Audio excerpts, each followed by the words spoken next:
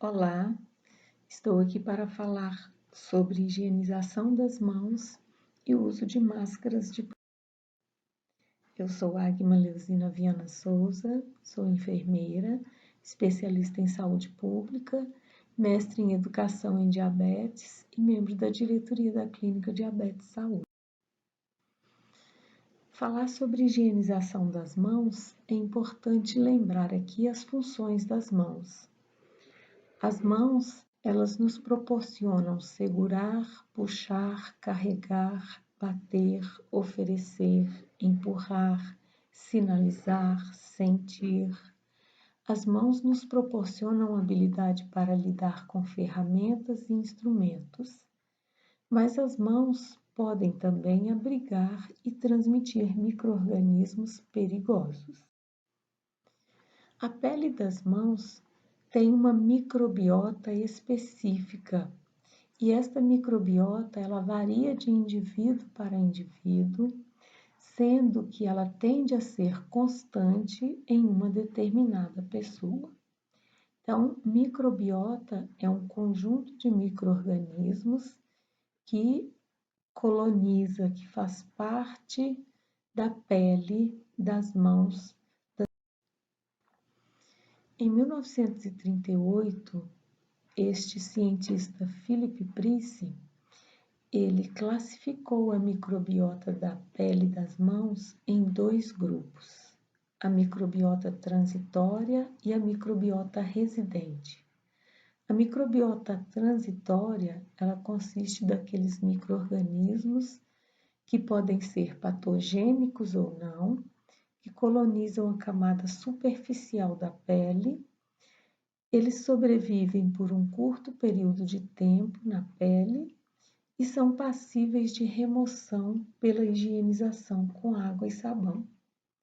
Já a microbiota residente, ela consiste em micro-organismos que colonizam as camadas mais profundas da pele.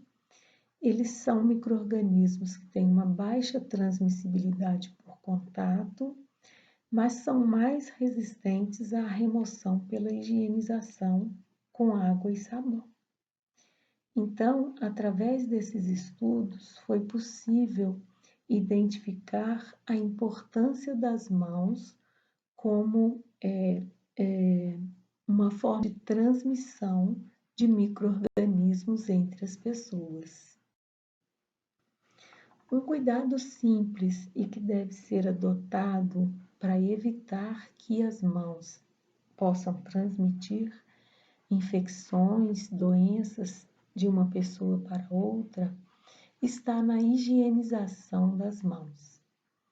Então, uma boa higienização das mãos, ela segue alguns passos que no dia a dia podem ser deixados de lado.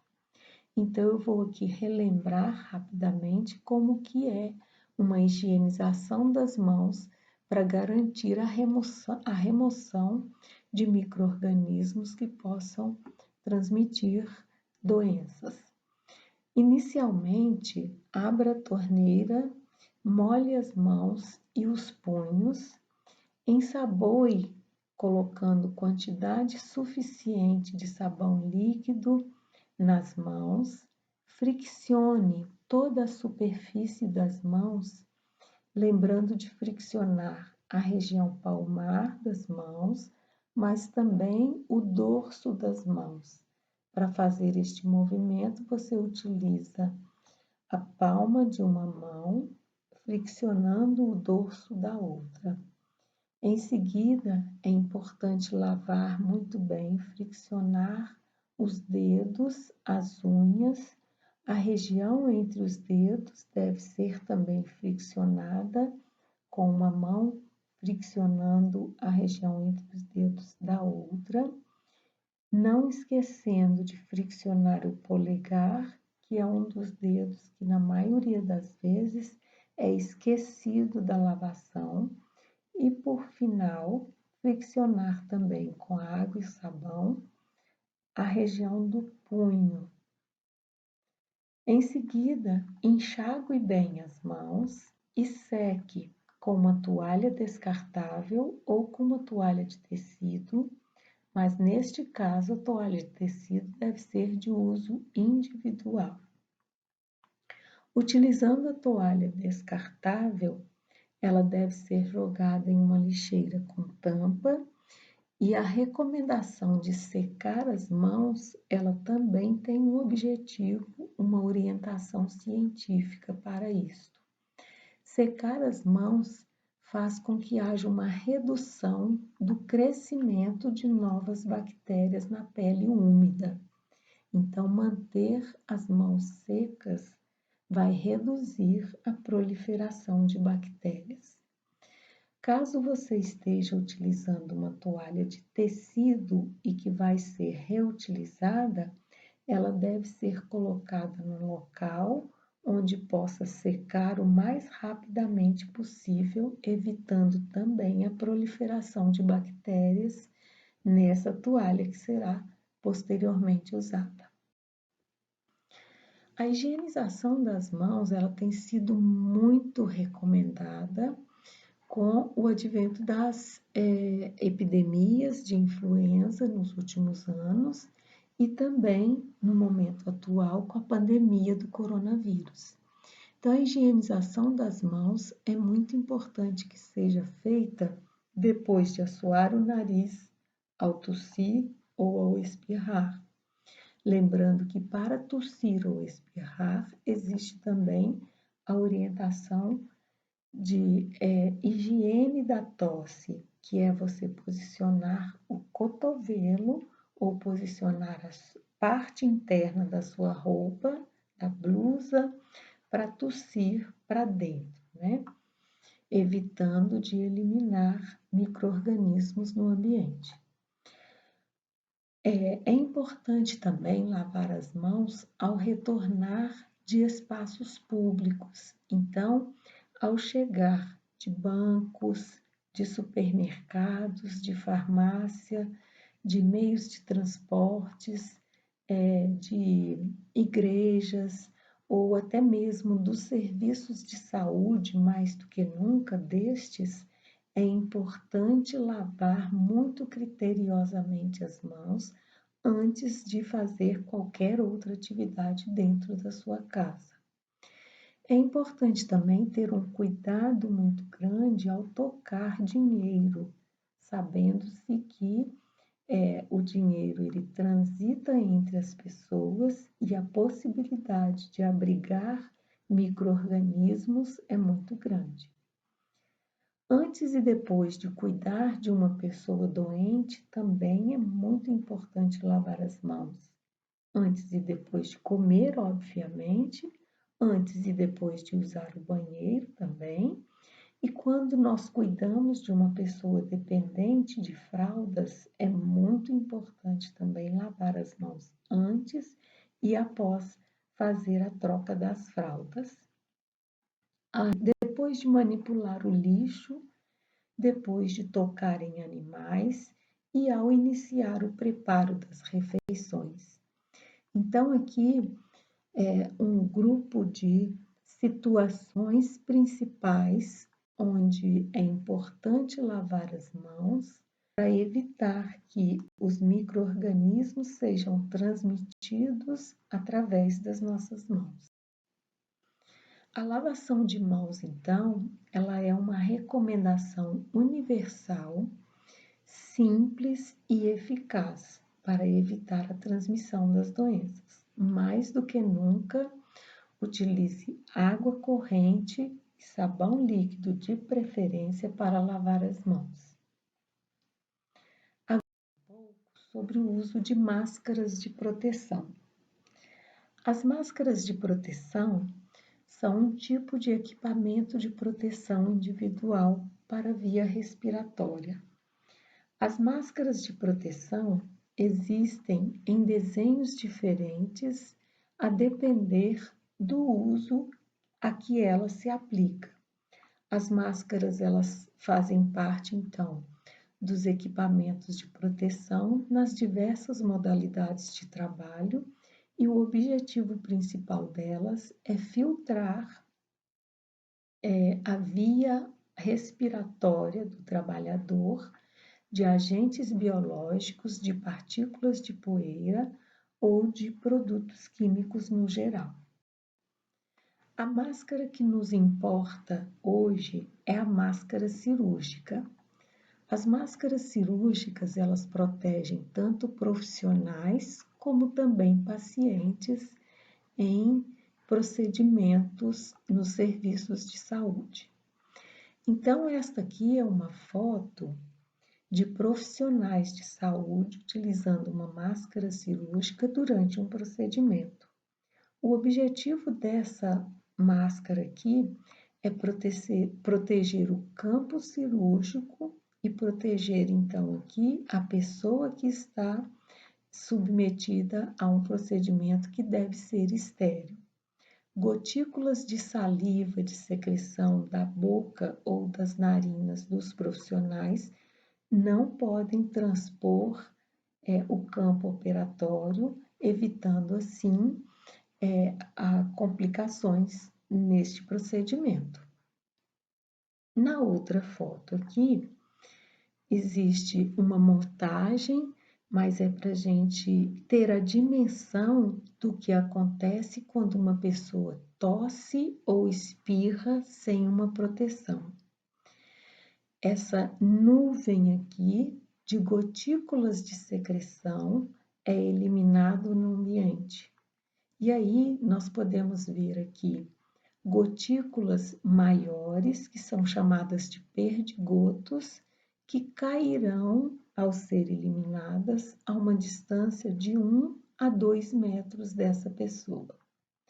Mas nós vemos também outras partículas menores, que são chamadas de aerosóis, e que poderão tomar uma distância de até 7 metros dessa pessoa, a depender da força impulsionada pela via respiratória durante a tosse ou espirro.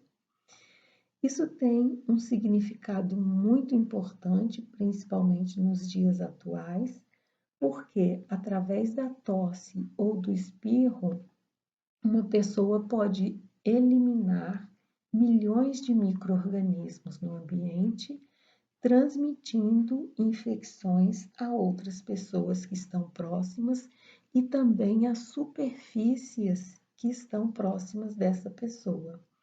Então, se alguém tosse próximo de uma mesa, gotículas de secreção poderão cair sobre essa mesa ou sobre uma cadeira, sobre as superfícies no geral, onde tocamos, onde utilizamos de maneira geral, e dessa forma, através das mãos, essas gotículas podem levar micro-organismos para o nosso corpo.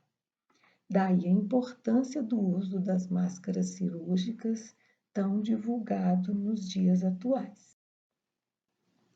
As máscaras cirúrgicas, elas obedecem a critérios de fabricação.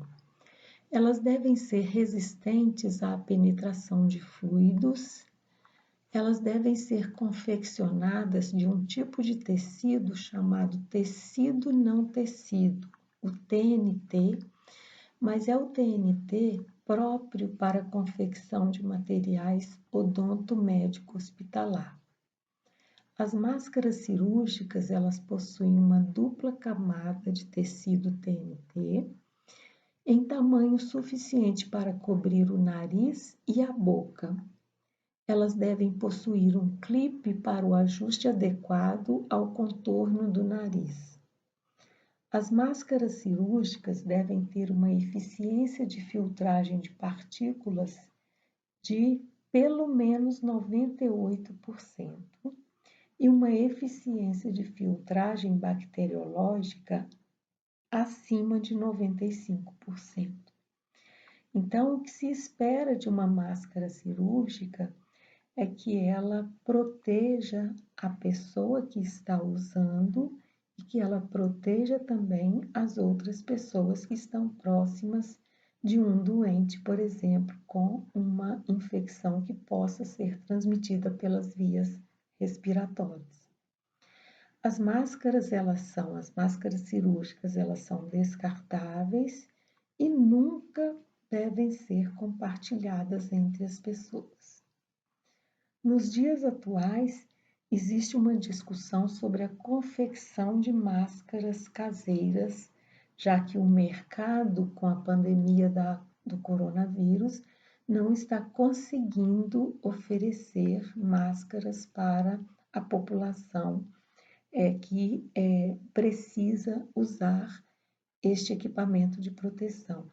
Então, a orientação que o Ministério da Saúde do Brasil deu é que as máscaras podem ser confeccionadas, mas antes do uso precisam ser adequadamente desinfetadas e elas devem ser de uso individual. As máscaras de TNT devem ser descartadas ao final do uso. Lembrando que o tempo de validade de uma máscara de TNT é em torno de 2 a 3 horas. Depois disso, ela deve ser descartada no lixo corretamente. Aqui eu mostro dois modelos de máscara cirúrgica feitas de TNT.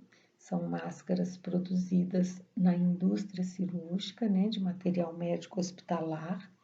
Elas têm a mesma qualidade de filtração e de proteção, a diferença é só a forma de prender.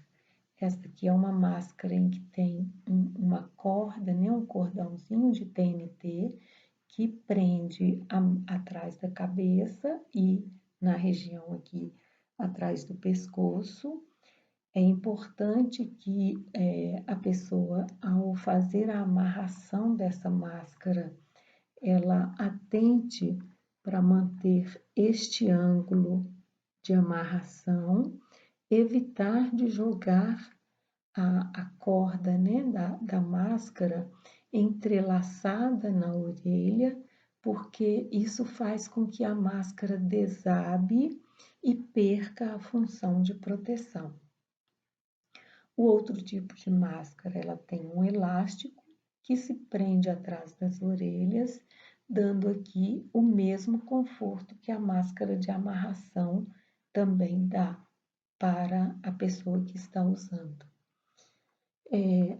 O ajuste da narina é feito pressionando as duas mãos sobre essa região aqui, onde está a peça que faz este ajuste, essa adaptação, e em seguida puxa a máscara, vedando completamente a boca e as narinas. A retirada da máscara cirúrgica também exige um cuidado para evitar a contaminação. Lembrando que ao final do uso, a máscara, na maioria das vezes, vai ter umidade na região da frontal dela aqui, e então nós não devemos encostar a mão nas máscaras, tanto antes de colocar como também depois ao descartá-la. Para retirar uma máscara, nós devemos puxar o elástico ou fazer desatar o laço, o nozinho que a gente está aqui atrás, e descartar essa máscara na lixeira imediatamente.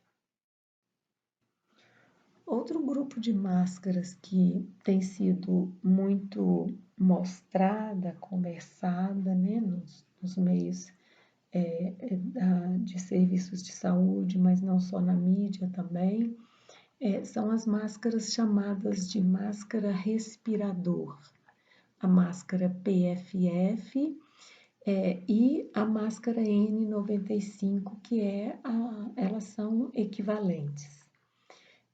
A máscara PFF, ela tem esse nome, é uma abreviação de peça facial filtrante, e as máscaras PFF, elas são confeccionadas para uma diversidade maior de proteção, de graus diferentes de proteção.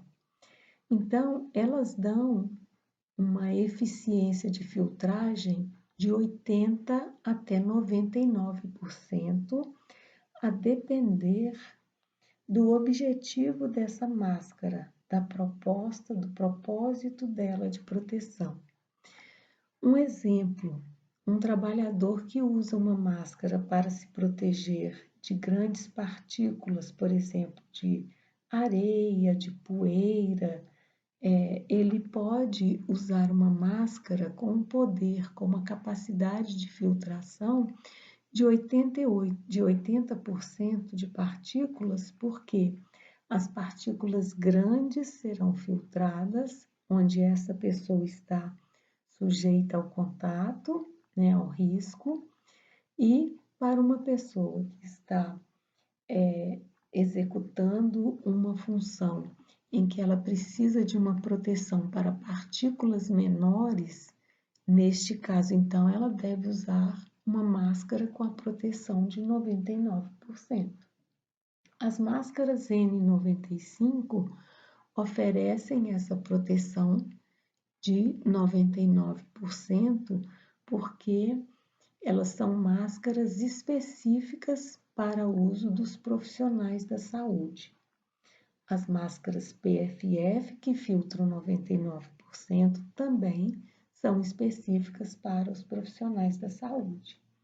Então, ao adquirir máscaras com PFF, é importante verificar o grau, a porcentagem de filtragem que essa máscara proporciona, se o objetivo da compra, da aquisição dessa máscara é para a proteção do coronavírus. Da mesma forma que a máscara cirúrgica tem uma técnica para ser colocada, a máscara PFF também. Lembrando que elas possuem um filtro e é necessário fazer o teste do filtro antes de considerar o uso propriamente dito da máscara. Para fazer este teste, é necessário colocar as mãos nessa região lateral da máscara, vedando o filtro, e aí então você respira, inspira, puxando o ar. Caso a máscara colabe na pele do rosto, é porque ela está bem ajustada.